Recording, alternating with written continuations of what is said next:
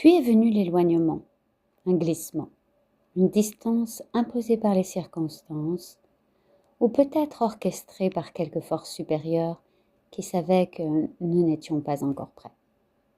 Car certains amours sont trop vastes pour être vécus d'un seul trait. Ils se révèlent par fragments, comme une constellation qui n'apparaît qu'à ceux qui acceptent de lever les yeux doucement.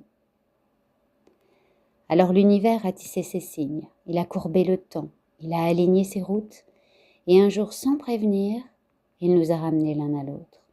Pas par hasard, jamais par hasard. C'était la mémoire de nos âmes, patiente, persévérante, qui réclamait son dû.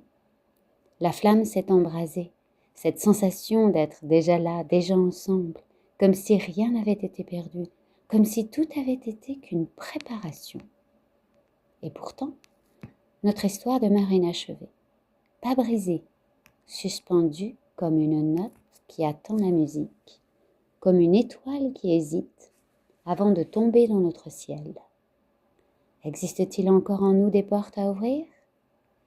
Car nous portons un amour qui demande plus que de l'envie.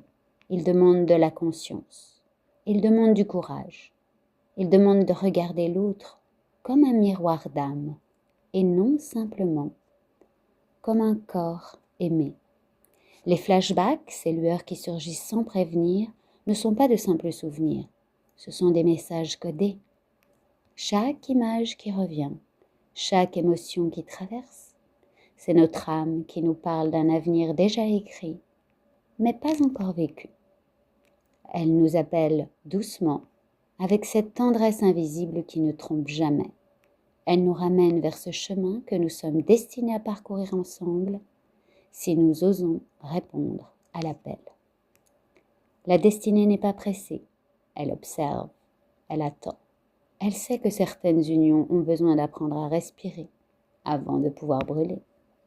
Et peut-être que le moment approche, où nous pourrons enfin écrire la suite, non pas en tremblant, mais en avançant d'un même pas.